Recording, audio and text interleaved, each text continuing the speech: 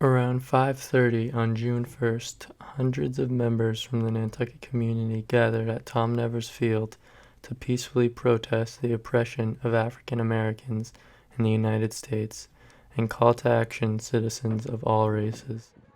The killing of 46-year-old George Floyd by Minnesota police officer Derek Chauvin sparked the protest and thousands more all over the country. Amidst the coronavirus pandemic, most protesters wore masks and stayed in their cars while peacefully protesting the lack of action taken by the United States government and local government pertaining to race inequality and social justice. No justice, no peace! No justice, no peace! No justice, no peace! No justice, no peace! Hey, no justice, no peace! No justice, no peace! Brittany Anderson, Layla Merritt, Johnny Sussick, and Rosemary Samuels delivered speeches to the crowd and chanted for justice. Hosting is not enough. We need you to show up and to show out. If you support us, we need you to ride for us. We need you to be calling, signing petitions, speaking out about injustice, educating others, and calling the stations to demand justice. We need you to march with us, and we need you to inform those that are ignorant. We need you to be willing to die for this injustice. Batting an eyelash is not enough, and if you don't see that, then you're part of the problem. Choosing to be silent is choosing the side of the oppressor. Your voice and actions matter now more than ever. And if you aren't black and care about other people, this is your fight too. It's not white versus black, it's everyone versus racist.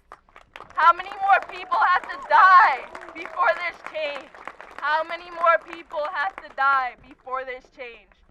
As non-black allies, all white people must do is try their hardest to empathize, to try to feel a fraction of the pain, and most importantly, to use their platforms, their privileges, to fight for justice. The only way to get real change is with real education. It's not enough to discuss a subchapter on Dr. Martin Luther King Jr. every February in history textbooks because that's all white kids, the future leaders of America, will think racism is. Racism is a spectrum, and it doesn't start with the Ku Klux Klan and end with Jim Crow. Unless you're forced to acknowledge your real history, you won't realize that racism didn't start with slavery, and it definitely didn't end with desegregation. Modern racism starts with dark humor based on degrading stereotypes.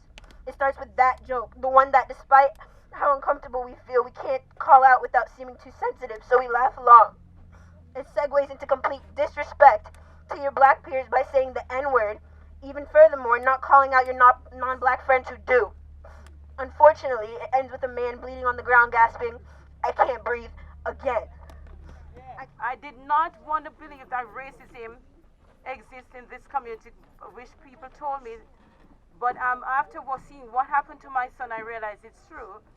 And the fight is real, and we have to stand up as a community for our kids, and no matter if they're black or white, we have to take a stand.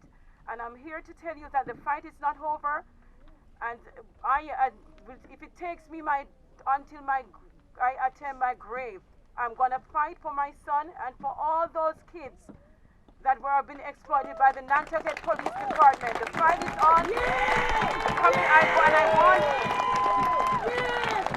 I want Mr. Pittman to know that the fight is still on, and I want the town manager to know the fight is still on, and the covering up of the African meeting house is not going to go away unpunished. The fight is still on. If I have to stand up by myself to fight the battle, I will. But the fight is still on.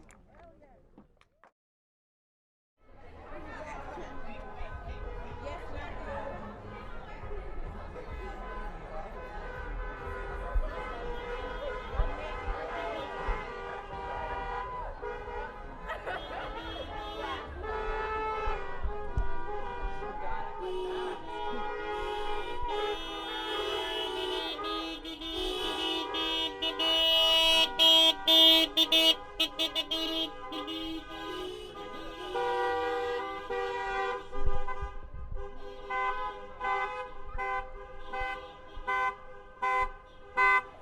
few hundred people followed the rally to Main Street, where they knelt in silence for 8 minutes and 46 seconds, the same amount of time Derek Chauvin knelt on George Floyd's neck.